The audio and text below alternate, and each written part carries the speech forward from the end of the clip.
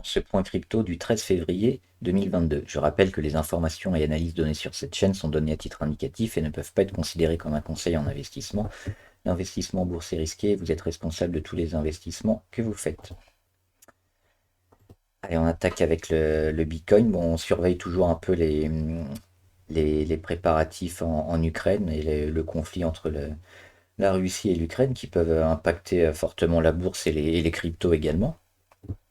Donc on espère plutôt une désescalade, sinon ça risque de chuter. Quoi qu'il en soit, si on n'a pas de mauvaises nouvelles à l'Est, on est plutôt positif sur le Bitcoin et les cryptos en général. On va regarder le Bitcoin qui a fait sa tentative sur les 45 000, il a fait deux échecs. Et pour autant, est-ce qu'il rend beaucoup? Bah, pas vraiment, hein. Il rend assez peu, parce qu'il est toujours au-dessus de son gros chandelier de breakout du 4 février, qui s'est terminé sur les 41 600, 41 700 environ. Et là, on est toujours au-dessus des 42 000, et on suit la moyenne à 50 jours. Les petits pointillés jaunes ici. Donc on est toujours positif. Et on espère une troisième attaque, une troisième vague sur le Bitcoin, hein. On avait la première ici qui était, où on a signifié un support sur les 37 000. On est venu buter ici. La deuxième attaque pour aller rechercher les 45 000. On consolide un peu et maintenant on va tenter la troisième avec certainement l'attaque encore des 45 000 et cette fois son débordement en fin de journée.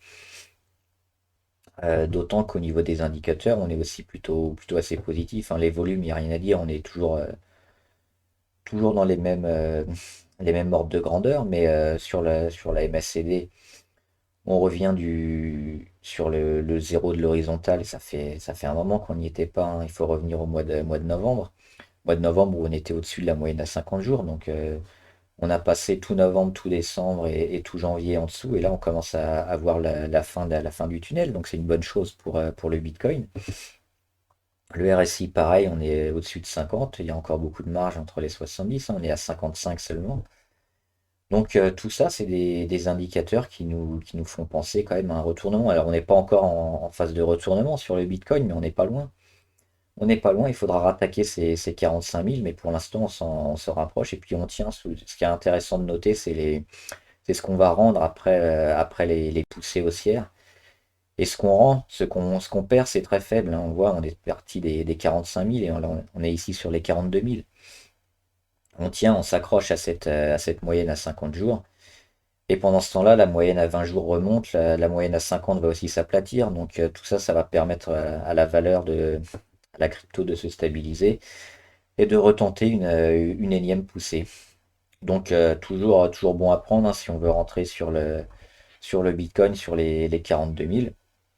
Et on surveille toujours la zone des 39 000, 39 600 à pas aller chercher, ce qui nous donnerait un signal très négatif, mais pour l'instant c'est pas le cas. On regarde les autres cryptos. Alors on va passer vite, hein, sur les autres cryptos. On a déjà dit le principal sur les autres vidéos. Donc Avalanche, pareil, on est allé tester la troisième fois et confirmer l'oblique. Il faudra la casser pour relancer la hausse. Binance Coin, c'est la même chose. On attend de déborder les 416, 417 environ.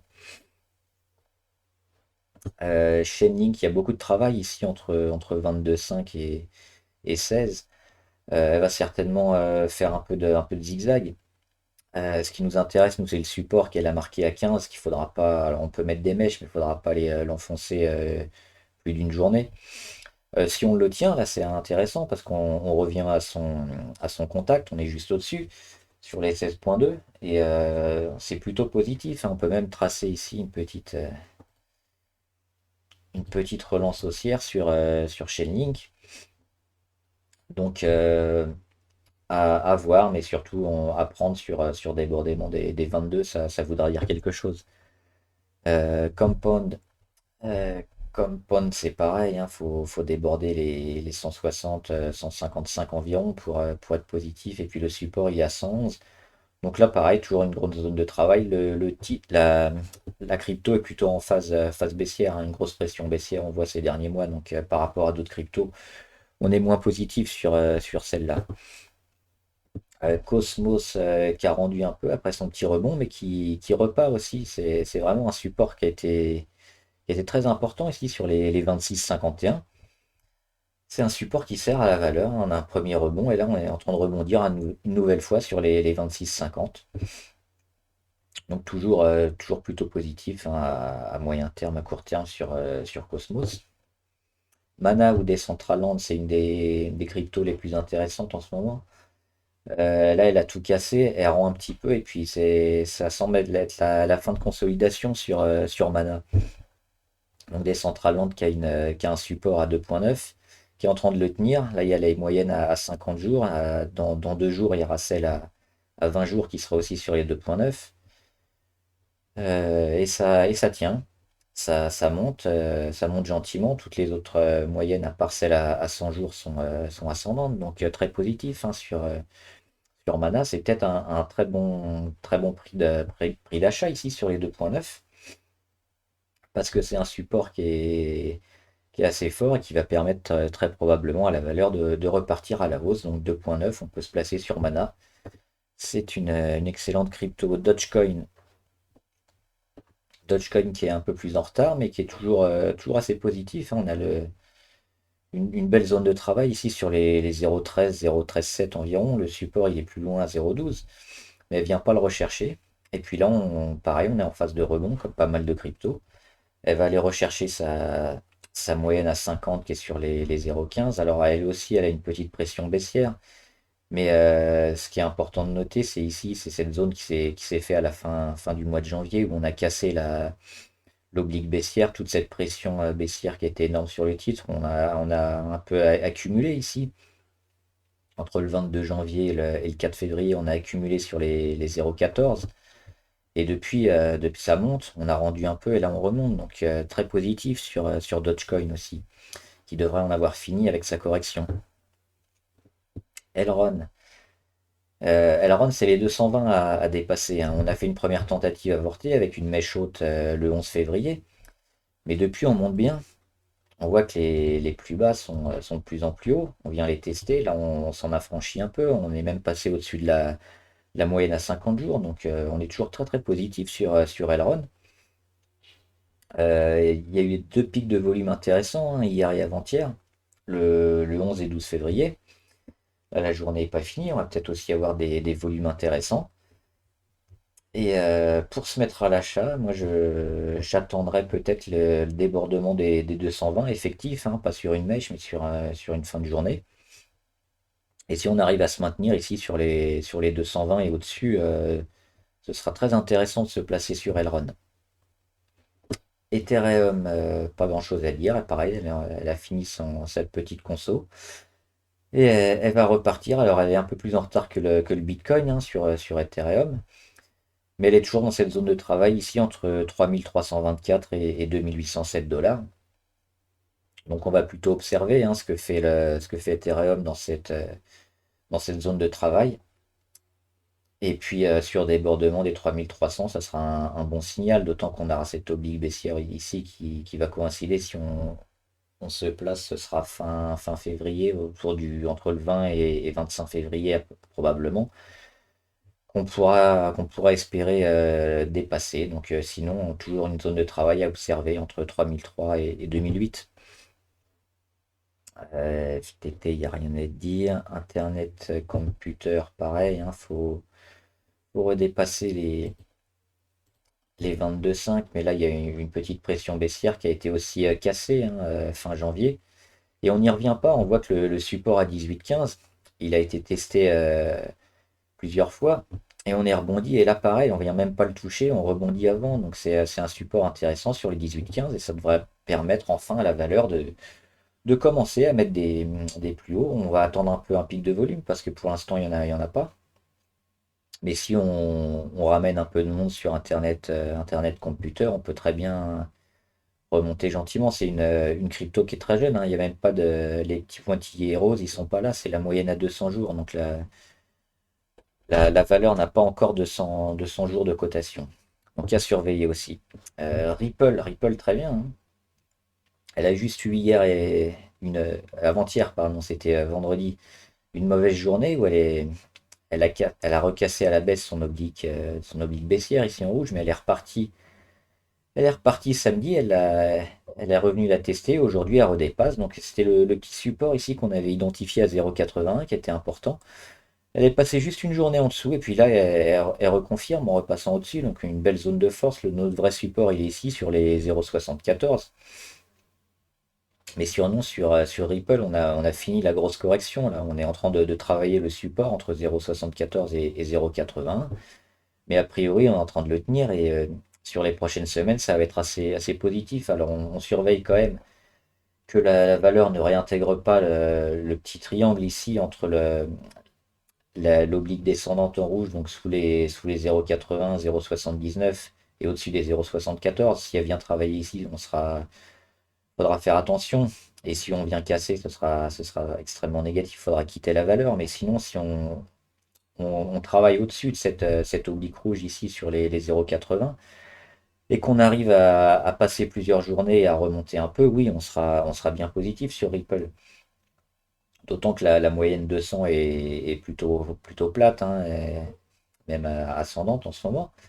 Donc, une bonne valeur. On va attendre la semaine prochaine pour confirmer, hein. Pour se placer, c'est encore un peu tôt sur Ripple. Mais si on confirme et qu'on va chercher les 0,86 à peu près, on peut se mettre dessus.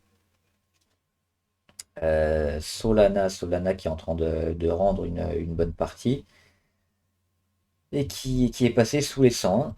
Hop, ici. Euh, on va tracer un peu mieux. Donc elle est passée sous les 101,8 et il a du mal à repasser. Donc ça, c'est assez négatif. Et on le disait, hein, Solana, une grosse pression baissière qu'on voit ici sur les dernières semaines. Donc là, c'est une phase de rebond. Il faudra passer au-dessus des 122 et de la moyenne à 50 jours. La moyenne à 50 jours, on ne l'a même pas touchée. Donc c'est toujours assez compliqué de se mettre sur ces titres-là.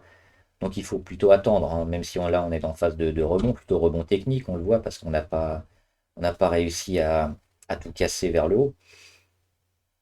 Il faudra revenir au-dessus des 122 et des 130 et puis commencer à changer cette moyenne 50 qui est pour l'instant est à la baisse. Stellar aussi, hein, pression baissière, mais là il y a le support à 0,99 qui nous intéresse. Grosse zone de travail entre 0,99 et 0,25. On observe. Pas grand chose à faire. Terra Luna, c'est pareil, hein, c'est une crypto très jeune, il n'y a pas encore 200 jours de cotation. On est sous l'oblique baissière, on va aller probablement la tester prochainement, hein, avant la fin du mois de février. Pareil, on attend. Il y a cette grosse zone de travail entre les 47 et 58. Là, elle est un temps au-dessus et un temps au-dessus de 52. Euh, Pareil, on ne fait pas grand-chose là-dessus. On va attendre plutôt un vrai signal de force et de relance haussière sur le titre. Et ce sera sur débordement des 60-62 a priori. Donc pour l'instant, on observe. The Graph et Torchain, je crois qu'il n'y avait rien à dire aussi, hein. C'est dans une zone de travail qui ne nous intéresse pas trop. Uniswap, toujours négatif sur Uniswap, hein, une énorme pression baissière et on voit que le titre a échoué sur les 13. Les 13, on est venu les tester et on repart à la baisse. Donc Uniswap, pour l'instant, on ne recommande pas. Faut s'en éloigner. Et on finit avec Waves. Euh, Waves qui est un peu déçu. Hop, ça je l'avais changé. Les 11,43 qui n'ont pas servi, hein. On est resté juste une journée, même pas, quelques heures au-dessus. Et on revient à la baisse. Donc on surveille toujours Waves, hein. On essaye d'avoir un point d'entrée intéressant. Et pareil, cette moyenne à 50 périodes, à 50 jours, qui est ici en jaune, on est venu la frôler il y a quelques jours, mais on n'est pas réussi à se mettre au-dessus. Donc on va attendre. Le support à 7,58, il est relativement solide, mais il faudra toujours venir travailler ici au-dessus pour pouvoir se mettre à l'achat sur Wave. Pour l'instant, c'est prématuré, une grosse pression baissière sur les titres. Mais le support à 7,58 semble tenir. Donc si on va pas le rechercher d'ici le mois de février, ce sera un vrai support et le titre va remonter. Donc pareil, on observe sur Wave, ça fait partie des cryptos qui travaillent et qui sont en train de chercher une tendance. Mais si le Bitcoin et les autres cryptos en général réussissent à remonter, la plupart vont en profiter et ça va casser à la hausse. Et enfin, on surveille aussi ce qui se passe en Ukraine et en Russie. Le conflit qui peut avoir quand même des grosses répercussions sur les cryptos, à la hausse comme à la baisse, hein. S'il y a des bonnes annonces ou des mauvaises nouvelles, ça peut être très volatile. Donc on surveille ça. Voilà, j'espère que la vidéo vous a aidé.